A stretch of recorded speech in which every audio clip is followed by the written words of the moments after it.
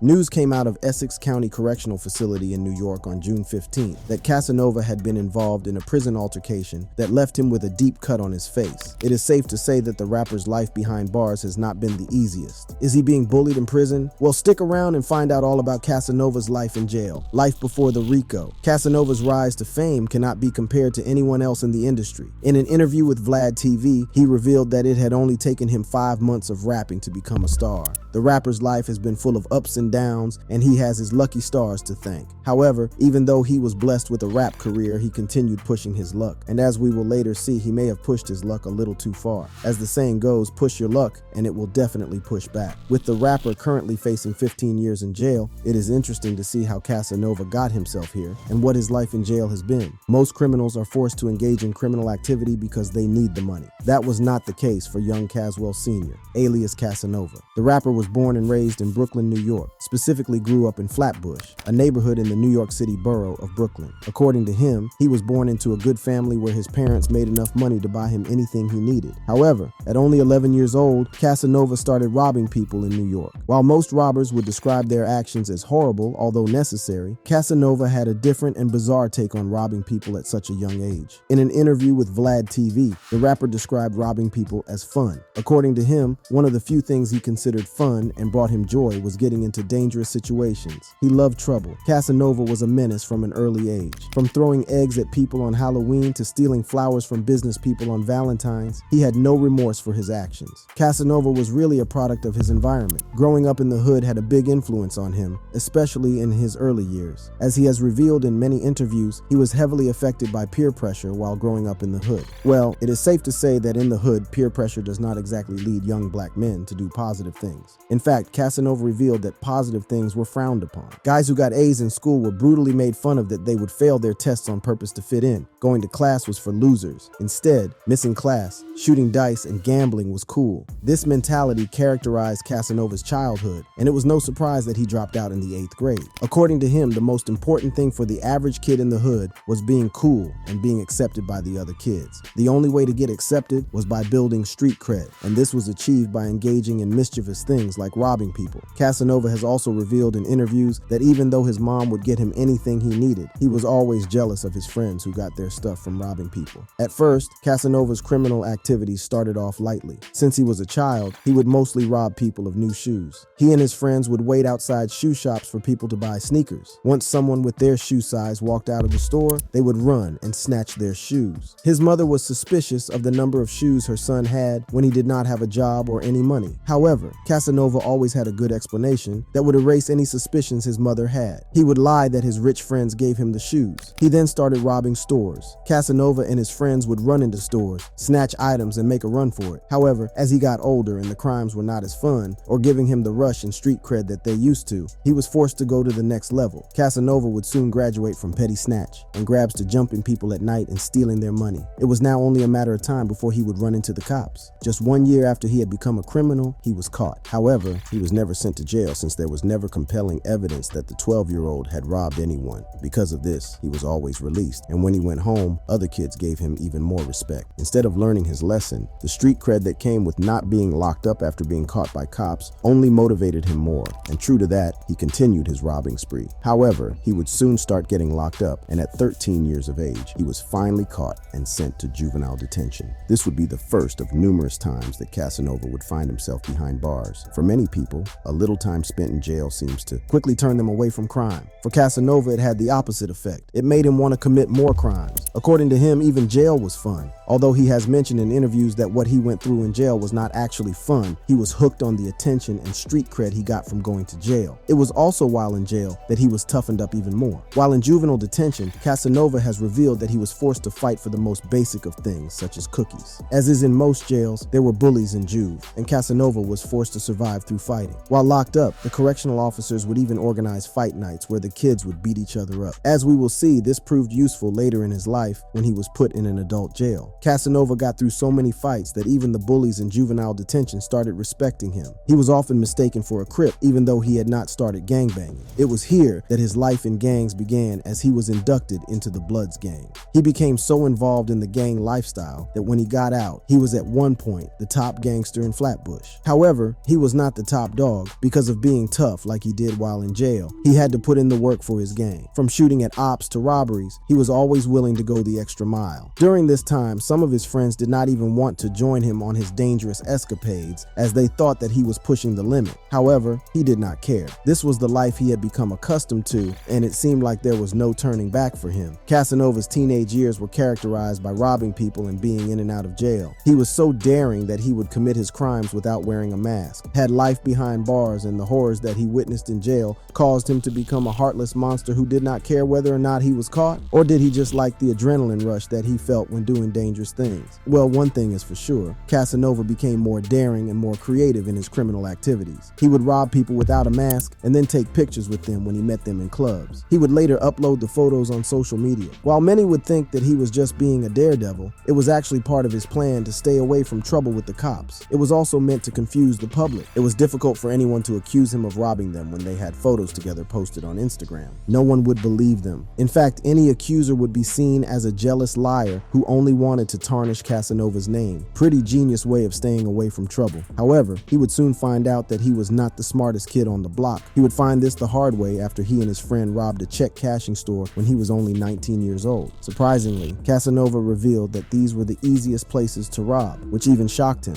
At this time, he had already started using guns in his robberies, but the check cashing stores always had bulletproof glasses. However, we all know that when a gun is in your face, there's no taking chances. Just give the robbers what they want and stay alive. Well, that day, Casanova got lucky, as the cashier quickly gave him all the money in the store. The two got out of the store $7,500 richer. To many people, that may be very little money. However, it is important to remember that Casanova was a teenager still living with his parents. He didn't have bills to pay, and all his money was spent on shoes, clothes, and drinks in the club. For them, $7,500 was a lot of money. The two ran out with their loot still in their hands. Casanova's then girlfriend lived just 1.5 blocks away. With money flying out of their hands, the pair ran to his girlfriend's house. Well, people in the streets could see the two running out of the store with a gun and cash, and when the cops were called to the scene, it was not difficult to pinpoint where the two robbers had sought refuge. As they were chilling in the crib, cops surrounded the building. While they made plans on how to spend their money, there was a knock at the door, and 19-year-old Casanova knew that his date with the NYPD was here. Before getting arrested, he had the brilliant idea of tossing his gun out of the window, which one of the cops caught. One other factor that may have contributed to Casanova's criminal habits was his mom. His mom had the money, and she would always bail out her son. Although we all knew moms mean well for their children, Casanova knew that he couldn't stay locked up for long, as his bail would always be paid. However, it is important to note that his mom did not know that her son was a criminal. According to her son was innocent. All his needs were met, plus we know that a mother's love can make them blind to their children's bad habits. Casanova always knew how to lie to her and get away with it. As usual, after the two were arrested, he was bailed out and was back in the streets again,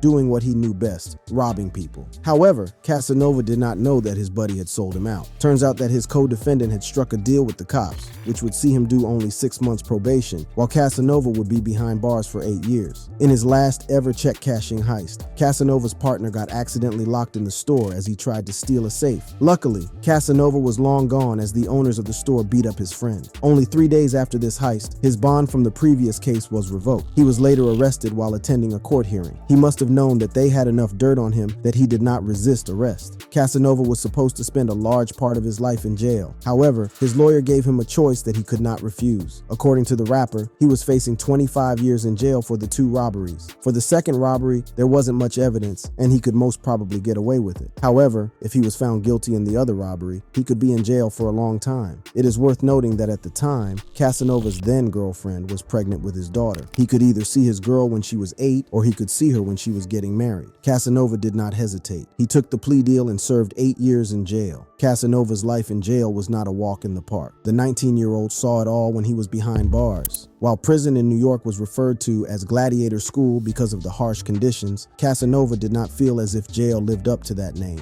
According to him, he was already used to that kind of life. It seemed as if all that he had gone through in his teenage years was preparing him for this. He had become so accustomed to life in prison that it did not faze him. He knew exactly how to act and how to survive in jail. One of the things that made prison get that infamous name was the numerous stabbings that inmates sustained on a regular basis. Although Casanova admitted to getting stabbed once on his arm, he has also confessed to stabbing countless inmates. While on an interview with Bullied TV, he revealed that he had given several inmates $50s, although he was only ever written up on 3 occasions. For those who don't know what that it is, $50 is prison slang that is used to mean a cut on the face that requires an inmate to get at least 150 stitches. Although he was a tough 19-year-old gangster while in jail, he experienced something that, in his own words, broke him. In all his years in and out of jail, he had never encountered such an experience. It is not clear whether this changed him for the better or made him even worse. One thing is for sure, he was never the same again. According to him, he was caught boofing by a prison guard. Boofing refers to the act of putting alcohol or psychoactive drugs like cocaine or ecstasy into your rectum.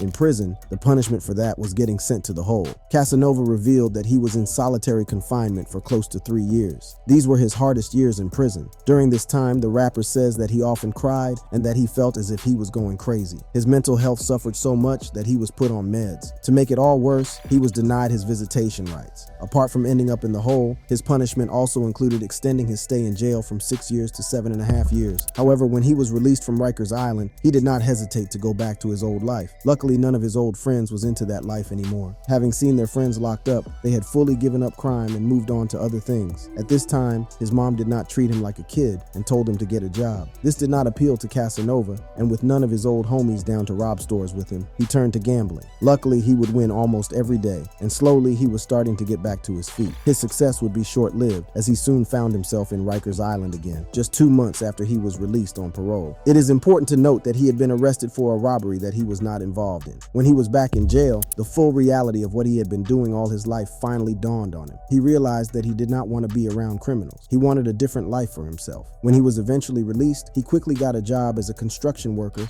with the local 79 union. Construction work is not really the easiest nor the best paying job out there. Casanova would quickly learn this and decided to quit. He was now out on the streets again. He did not want to go back to crime, yet he wanted to make a living. So he turned to what many of his close friends thought he should have been doing: music. But then there was a problem. He knew absolutely nothing about music. However, when he went to his first studio session, his stars seemed to align perfectly. He created the song that would put him on the hip-hop map. Casanova released his breakout song Don't Run in 2016 and was soon being played in the airwaves. While it takes most rappers years to get noticed, Casanova was only rapping for 5 months before getting widespread recognition. His song would see him get discovered by fellow rapper and Jay-Z protege, Memphis Bleek, through his label, Warehouse Music Group, which is under Jay-Z's record label Roc Nation. His meteoric rise did not stop there, as he officially signed his deal with Warehouse Music Group in October 2016. 2016 was proving to be his year, as he continued making major business moves and created his own company called 2X Entertainment. He even went on to make records with famous rappers such as Tory Lanez, Chris Brown, and Young M.A. Everything was going great for Casanova.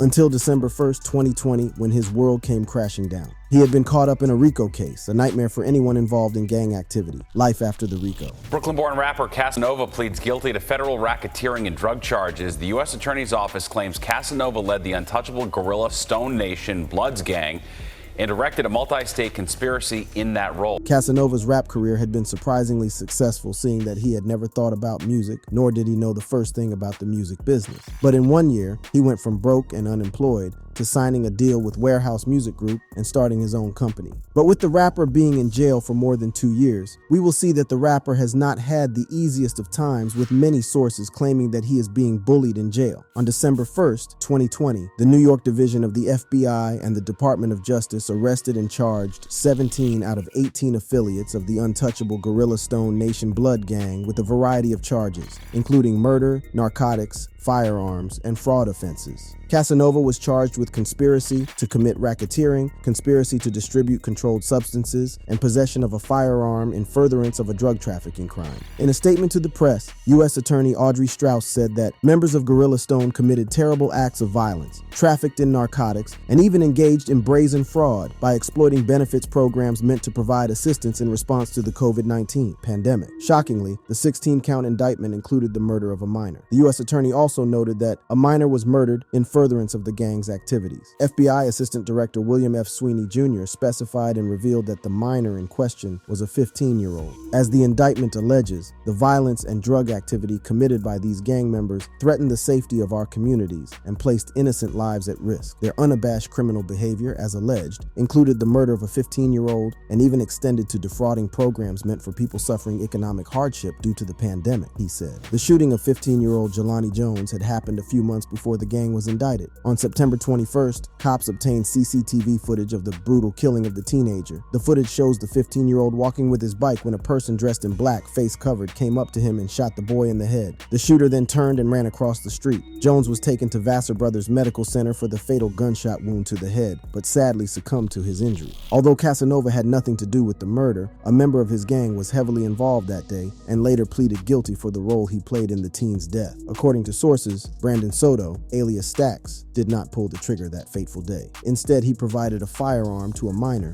with reason to believe that the minor would commit a crime of violence. Apart from that, Stacky drove with the shooter, who remained unnamed since he was a minor, to Poughkeepsie that day and aided and abetted in the assault and murder of a minor. Feds had strong reason to believe that the shooting of Jones was part of the gang's criminal activities, sparking an investigation that eventually brought down the untouchable Gorilla Stone Nation Blood Gang and showing that they were not really untouchable. It turns out that Casanova could not really stay away from criminal activities. Had he forgotten the horrors he had gone through while in the hole at Rikers Island? Had he forgotten that he had promised to stay away from criminals after he was wrongfully arrested and taken to jail for a robbery he had not committed? Or maybe he was capping in his interviews when he said that he was a changed man and that he did not want to go back to robbing. Well, it turns out that he had not really stopped being a criminal. The only difference now was that the crimes were different. He had graduated to fraud and drug trafficking. The gang had been operating for at least a decade. The gang operated in 4 of New York City's 5 boroughs, which included Manhattan, the Bronx, Queens, and Brooklyn, as well as Westchester and parts of upstate New York. This was not the first time the gang had a run-in with the law. Apparently, in 2015, police arrested 17 alleged members of the untouchable Gorilla Stone Nation and its subset Blackstone Guerrilla Gangsters, accusing them of plotting gun violence and selling crack, cocaine, and ecstasy throughout Co-op City and Castle Hill in the Bronx. By December 2nd, Casanova had still not been arrested and was now being treated as a fugitive. The Fed sent out a tweet and attached his photo, letting the public know that they were looking for the rapper in connection to the case. "We are still looking for Caswell Sr., aka Casanova, in connection with this case," the tweet read. Was he about to pull a Tay-K type stunt and run? Casanova knew better than this, as he surrendered the same day. In a video posted by Casanova's wife, Swaggy Jazzy, on Instagram just moments before surrendering to the authorities, the rapper smokes a cigarette while assuring his wife that he'll see her soon.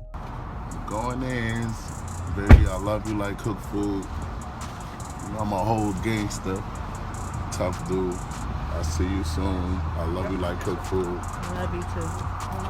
In the caption, Swaggy maintained her husband's innocence, saying, "Don't believe everything you see. My husband is innocent until proven guilty. Always remember that, and we're going to fight for his freedom." The rapper pleaded not guilty to all his charges. A statement from his defense attorney to the press read, "He denies any of the charges to the extent we can even understand them. Here's a man who surrendered in a case for which he's looking at life in prison, which is consistent with the act of an innocent man." His lawyer also clarified that Casanova had never thought about running and was going to follow the law. From the moment Mr. Caswell was informed of this indictment and the gravity of the charges, he had every intention of voluntarily surrendering to the authorities. He was never on the run. All he intended was a peaceful surrender. He respects the judicial process and is confident that he will be exonerated. The following month after his arrest, Casanova's lawyer presented an offer to a judge in hopes of getting the rap star out of the Westchester County Jail. He offered to put up a total of $2.5 million as part of the bond package for his client. The rapper was also willing to submit to home detention, geographic restrictions on his travel, electronic monitoring, and surrender of his passport. On the other hand, the prosecution desperately tried to paint Casanova as the gang's leader. They referred to the rapper as a full-fledged, committed leader of the gang, and that there was rampant evidence of guns, drugs, and violence centrally involving him. The prosecution thoroughly went through his social media accounts to try to find evidence against him. Interestingly, Casanova's account was deleted as the investigation continued. While it is incredibly disturbing disturbing that the defendant used his now deleted Instagram profile and platform to shamelessly promote a violent street gang, his participation in the untouchable Gorilla Stone Nation enterprise ran much deeper than that. Right up until his arrest, the defendant was in the thick of Gorilla Stone's dangerous and illicit activity, read a report by prosecutors. In some of the videos presented by prosecutors, Casanova is seen blatantly dealing with drugs as he is surrounded by bags of branded marijuana. According to the prosecutors, Casanova supported the gang's leader, Dwight Reed, aka Dick Wolf, and Gorilla Nation, using earnings from his rap career. He also allegedly organized and managed gang meetings as a steward and the leader of the violent organization. Apparently, feds had installed wiretaps at the Auburn Correctional Facility to eavesdrop on visits between Dwight Reed, aka, and other members of the gang.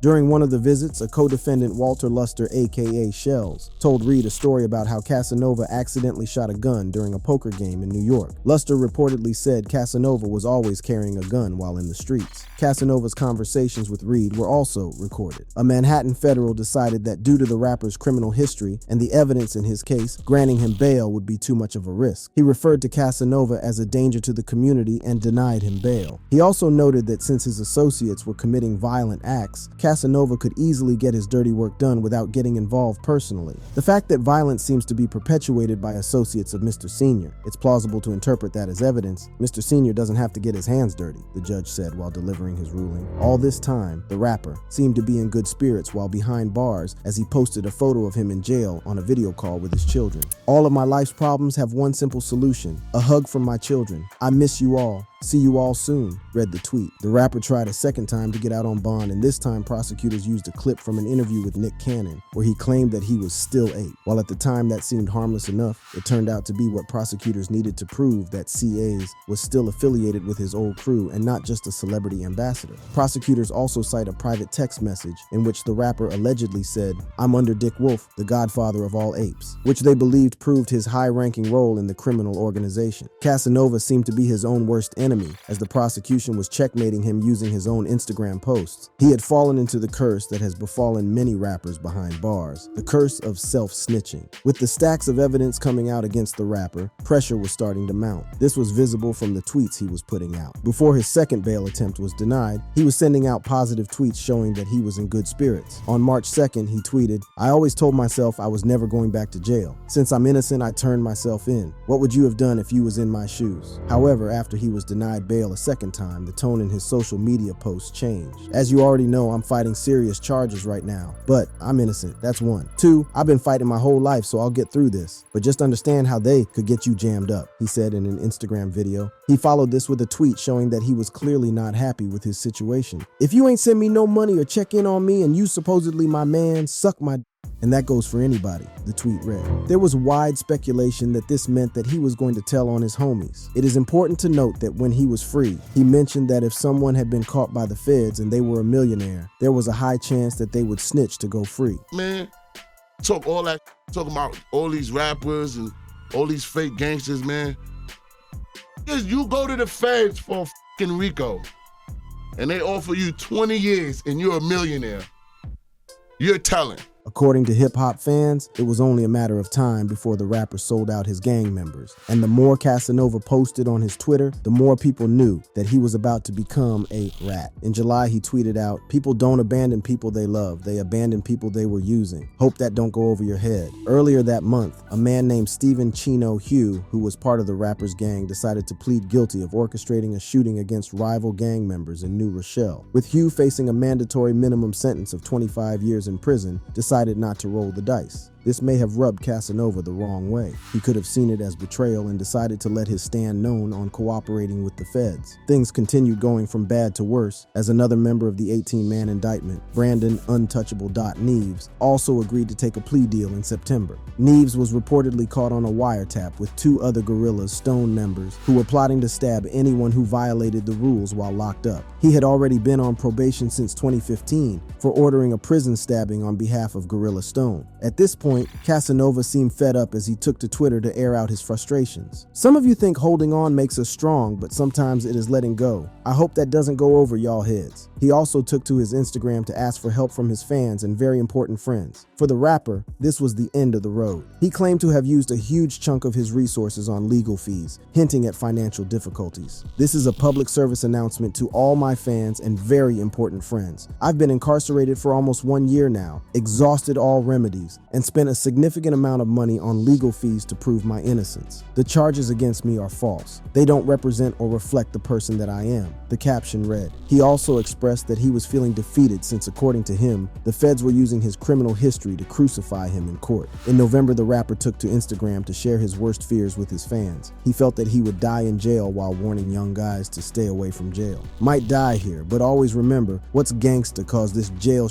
ain't gangsta at all. Hope you young beat the odd, the caption read. Regret was visible in the post. It seemed that he was finally realizing that he had something good and he messed it up. Everyone had abandoned him, and he was back in the place that had once broken him. His gang members were getting plea deals, making him look even more guilty. Even he, a man who had once described getting into trouble as fun, had his limit. This was it, and after 12 members of the gang had taken plea deals, he decided that enough was enough. There was no use acting tough. He knew that his goose was cooked. Although he had first pleaded not guilty, the rapper later changed his tune. On May 11th, 2022, Casanova followed the footsteps of 12 other gang members and pleaded guilty to racketeering and narcotics offenses. He admitted to participating in shooting a man at a party in Florida over a gambling dispute in July 2020, a robbery in NYC in August 2018, and conspiring to traffic over 100 kilograms of weed. This is where reports of bullying from the authorities emerged. In the days after pleading guilty, he shared on his Instagram story how he was being treated behind bars. According to him, they kept him in solitary confinement for 4 months to make him take the deal. The system is crazy. They had me in the box for 4 months for no reason, probably so that I can take this plea. The post read. Was he telling the truth or just capping to maintain his gangsta status? We may never know. However, he seems to have lost that status after he renounced his association to the gang. According to court documents, the rapper fully renounced his gang ties to the Gorilla Stone Nation Bloods and promised to continue speaking out against gang life in an emotional letter to the judge as he attempted to get a lenient sentence. However, only days later after this news came out, the rapper was involved in a stabbing incident while in jail. After a former New York City rapper who was awaiting sentencing on federal drug charges got slashed in a vicious altercation with another inmate. Internal reports from correction officers said he was slashed with a blade-like weapon across his face by the said inmate. Correction officers reported that the rapper then chased the attacker alongside other inmates and retaliated by cutting the inmate's face several times. Despite this, there was a bit of good news for the rapper. Having spent more than 2 years in jail waiting for his sentencing, he finally got to know his fate on June 27. Although he was facing up to 60 years, he was sentenced to 188 months, which is less than 16 years behind bars. More good news followed as his wife posted Instagram stories promising to stay by his side as he served his time. If you enjoyed this video, click on the boxes playing on your screen to watch similar content.